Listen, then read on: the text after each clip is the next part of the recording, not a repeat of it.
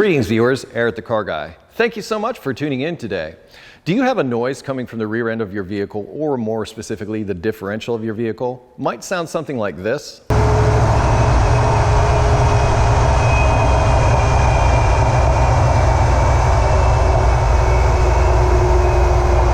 If you answered yes to that question, or you're just curious of what it looks like inside the differential of a vehicle, keep watching.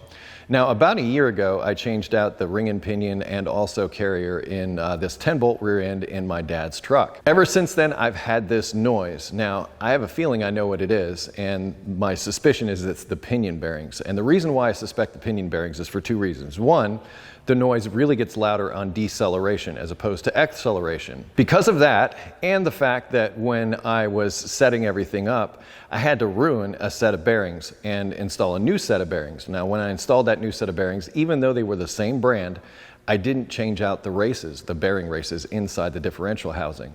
And I think that may be the cause, because whenever you install bearings like this, they're a mated pair. They have to go with the race that they were made with. And this video may or may not prove that. So I may be wrong, but I think by the end of this video, I think we'll find that that noise has gone away because I've changed out the pinion bearings. Now, I'm not going to go over a whole lot of specifics in this video about the setup, but I'll link the video in the description of me putting this thing together, which contains all the relevant information on that. For this video, we're going to go in there, see if we can diagnose the problem and get rid of this noise on this differential. I'm going to start by draining the fluid, and to do that, I did this differential cover specifically so that it had this drain plug. Well, it also has this fill plug, which I'll remove, which will allow the fluid to drain out the lower plug when I remove it that much easier. Now, I will admit, I used a gasket on this differential cover just as an update, and the bolts all worked loose, and I had a very small leak for a time. Just an FYI on that. You might want to recheck the bolts if you decide to use a differential cover similar to mine. Maybe even install a little bit of Loctite on them, or use RTV for a gasket. This fluid is looking a little chunky. Here's some bits. Drain plug there. It's magnetic. It's honestly kind of normal to see some wear here. It's going to be nice to get a chance to see the all this work and see what it looks like after a year anyway. While the oil is draining, I'm going to take the opportunity to remove the drive shaft. I'm not actually going to take it all the way out of the truck. I'm just going to move it up and out of the way with some bungee cords. If I can get away with that, great.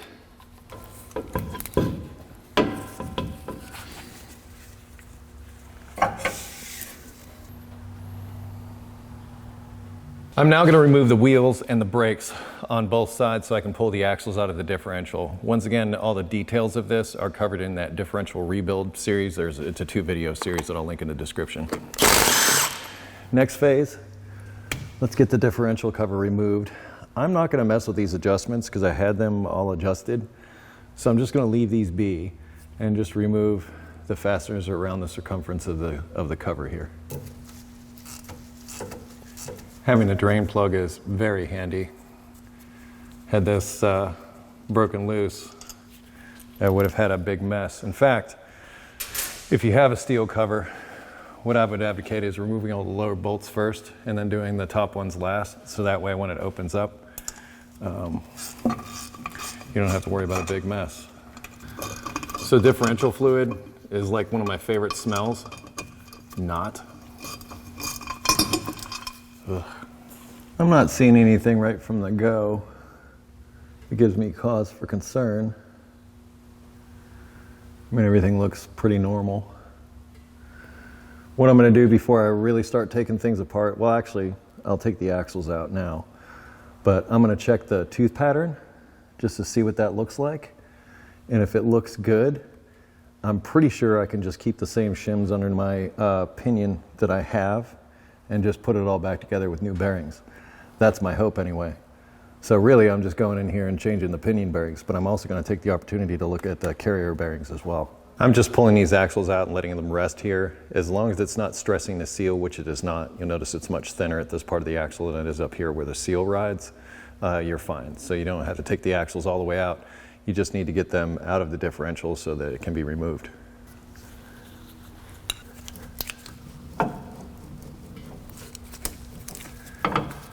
Like you can see, it's hitting like right in the middle.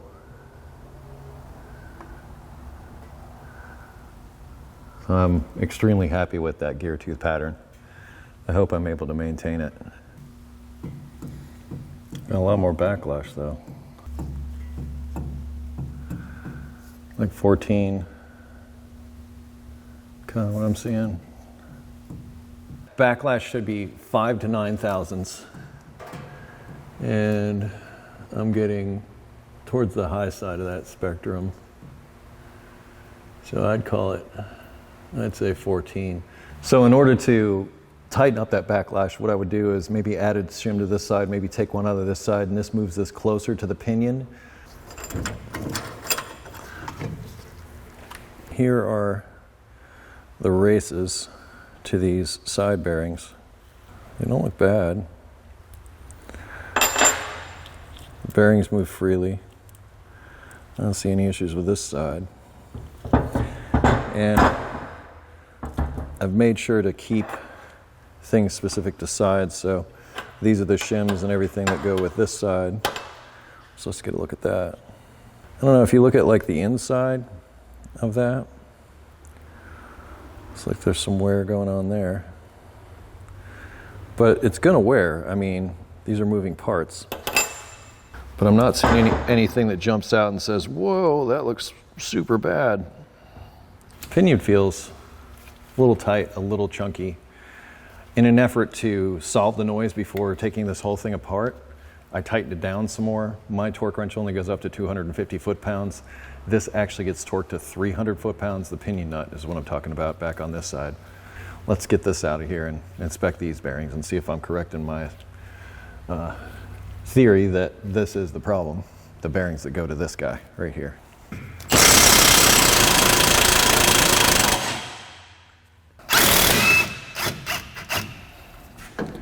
Well, that was easy enough.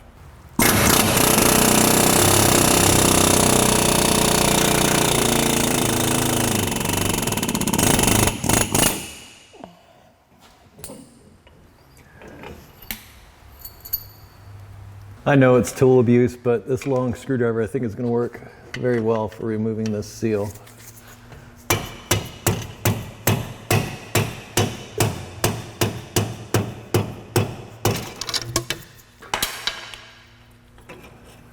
There we are. Here is that front bearing race. See how there's that shiny line there in the back? I think that's my culprit. This one seems like more of the same kind of thing. It's got that line, and this is what I was worried about. Even though the bearings were the same brand, you're supposed to install the bearings and the races as a set, and I did not. I just put I just put the bearings on the pinion shaft because that's what I had at the time and put them in. I didn't have new races. Well, I didn't bother to put the new races in at the time. And I'm just wondering if that's what's causing my noise right there.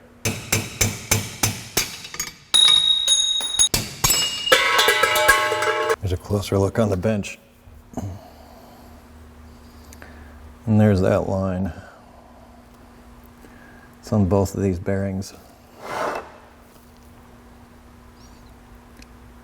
Might even be able to see those little bits of metal in there. Here's a closer look at the bearings. Here's the other bearing. Same kind of deal. Looks like it has little bits of wear. I'm going to start by installing the races. This is everything that was in that package. I forgot to mention it also came with some shims in case you need to change your gear tooth pattern or backlash or something like that. So it's nice to have some extra shims. But like I said, these are a match set. So the bearing and the race come together, and they should always be installed that way. And perhaps by the end of this video, we'll prove that. Even though I put in the same brand of bearing, it still could be slightly different. But we'll find out by the end of the video if I'm right. I'm going to start by installing this guy. And once again, detail on this stuff is covered in those videos linked in the description.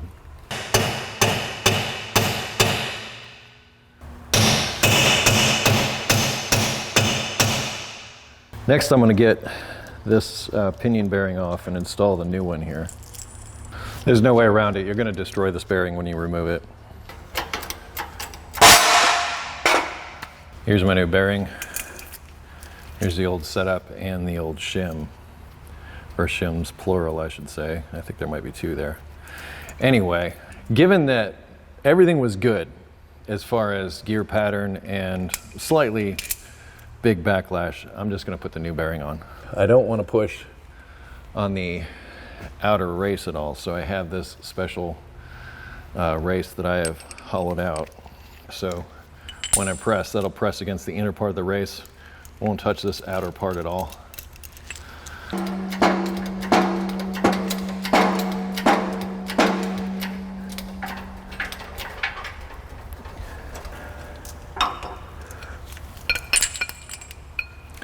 You're good to go. I'm gonna install this front bearing, clean out any bits. Before it goes in, I'm also gonna add a little bit of the gear oil that's gonna go on it.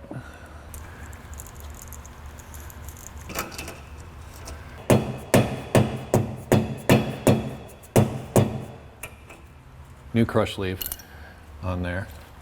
Also, gonna get oil.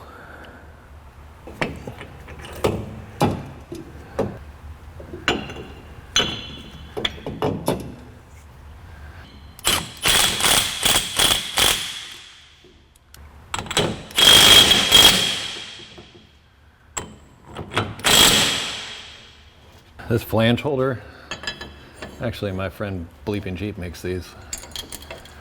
Link in the description, of course. Torque wrenches don't love what I'm about to do, and that's run it towards the top of the spec.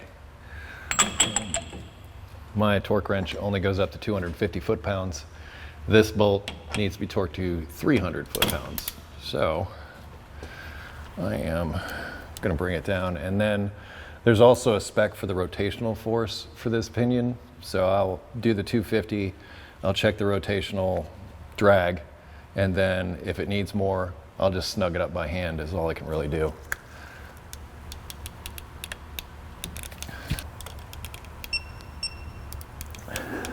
So this spec is gonna be 20 to 25 inch-pounds, and this measures, the proper term is pinion bearing preload.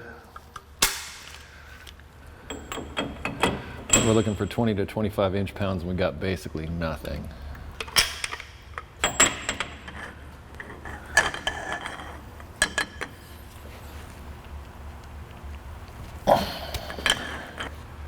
That lands just under 25. I'm calling it done. This feels nice and smooth. It's not chunky at all. And there's resistance. So I think we're good here. Hopefully the pinion depth's correct, and all we gotta do is put the differential back in. These bearing caps get torqued to 60 foot-pounds. This is encouraging. It's almost exactly the same as it was before. In fact, it's slightly less, which is even better. Well, we'll call that. Yeah, we'll call it 11 because it's up one mark above 0.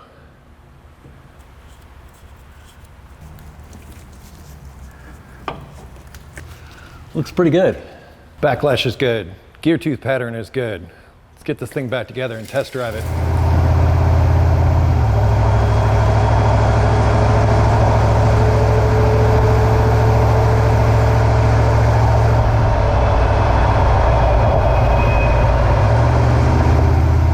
Problem's still here.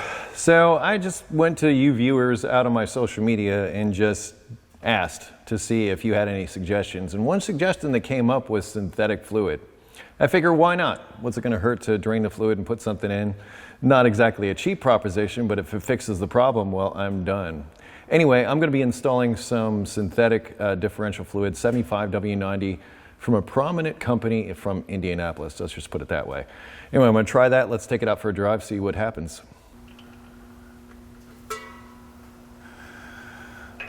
I hate losing new fluid, but hey, if it works, right? Drain plug's great. Freaking love the drain plug. Best part about this diff cover, I think. Fluid is changed with synthetic fluid. I also put some new limited slip additive in along with that, so we should be ready to go. Let's take it out for a drive and see if that worked.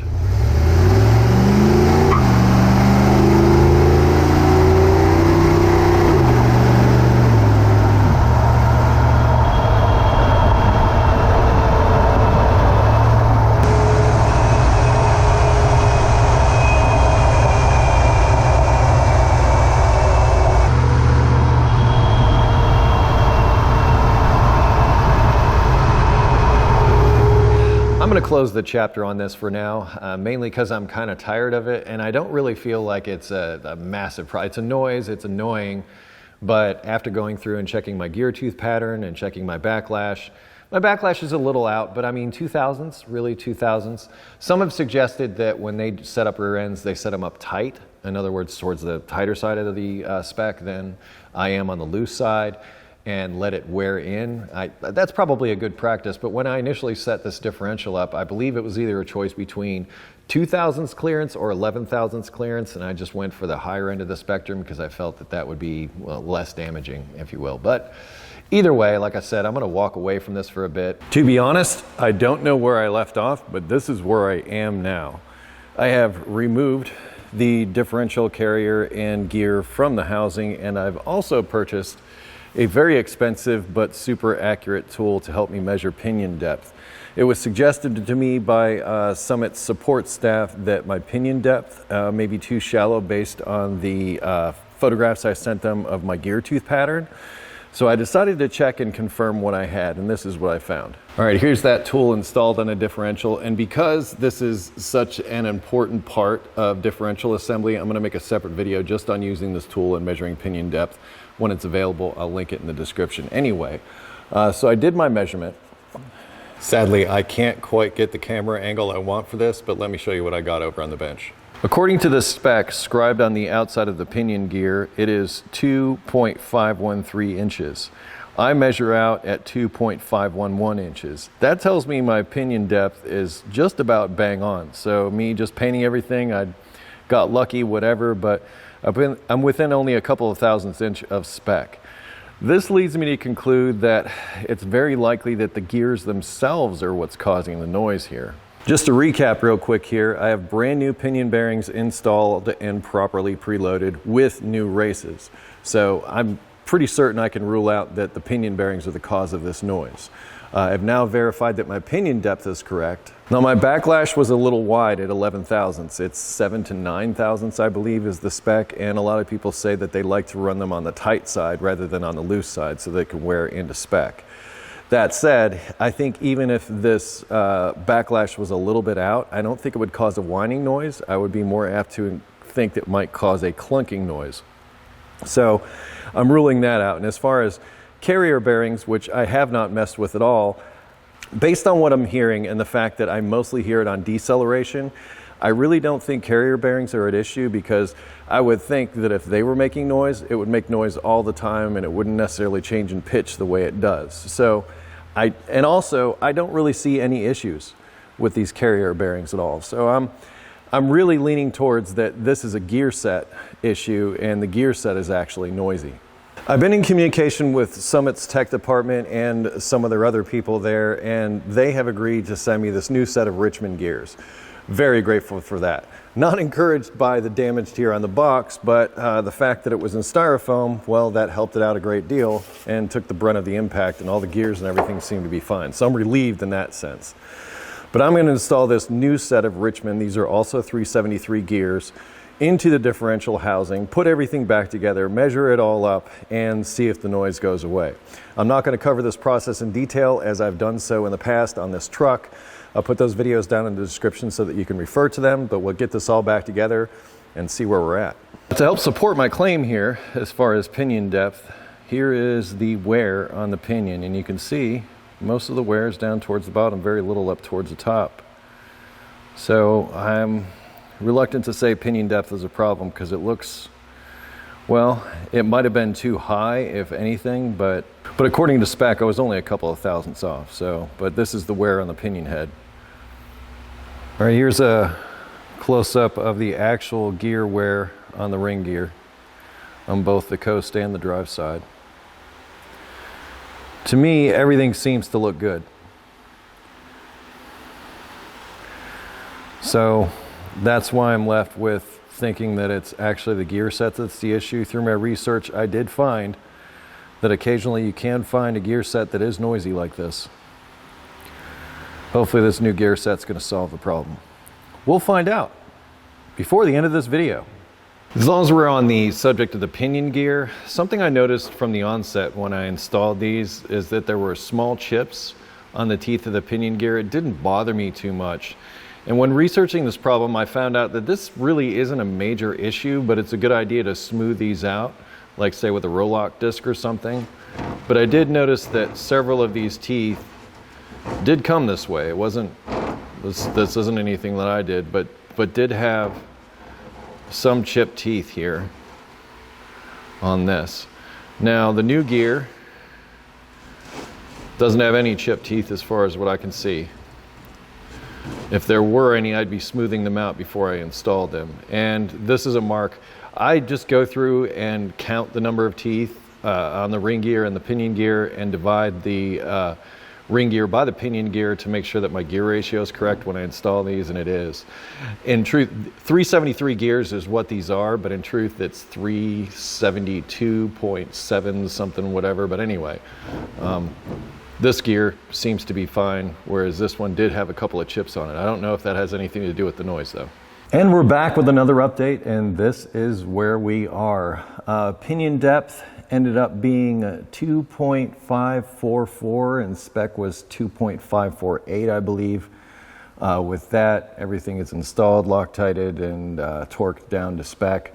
Rotational torque on the pinion nut was right around 24, 25-ish inch-pounds, which is also in spec, so the pinion bearings are properly preloaded. Backlash came in just as it did before at 0.011.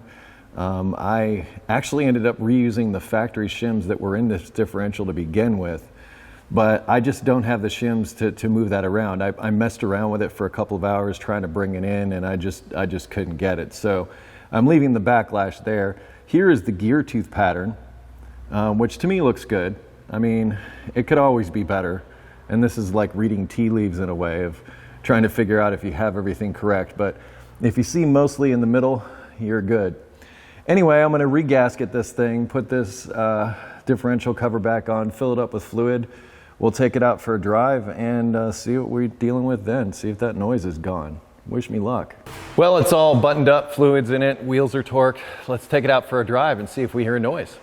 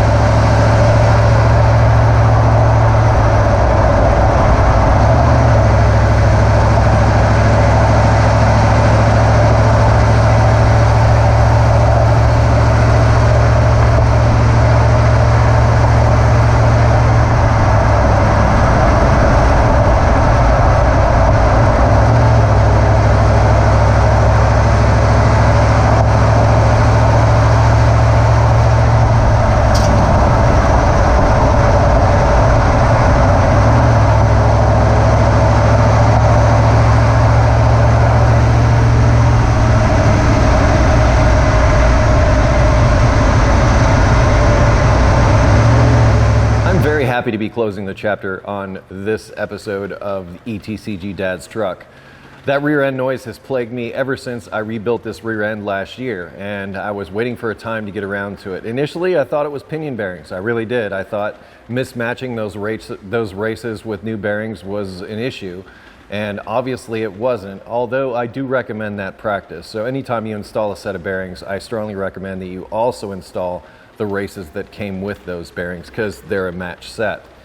I will probably, well, I know that I'm never going to set up another differential without using that special tool. Not only did I spend almost $500 on it, but it certainly takes the guesswork out of pinion depth. And that's huge as far as setting up a differential. Yeah, it did take me a bit of time to figure it out and get it sorted and all that kind of thing. And I'll link the video about how to use that tool down in the description. But having that tool in the arsenal when rebuilding a differential certainly goes a long way toward making the job not only easier, but more accurate in my view. As far as diagnosing noises in rear ends, the last thing on the list is going to be the gears. Although next time I assemble a rear end, I will check the pinion gear for any chips on the teeth or anything like that and smooth those out. That's acceptable. I don't know if those were contributing to the noise or what. The person at Summit Tech Line that I spoke with seemed to think that installation was an issue. I didn't really feel that. I wasn't that far off on my pinion depth. The wear patterns and everything, at least to me, looked normal, but I'm not a person who deals with this kind of thing every day like he is. We did agree on the fact that a new gear set was probably going to solve the problem, and as we saw in this video, that's exactly what it did. Maybe this was just some manufacturing flaw, maybe it was my installation.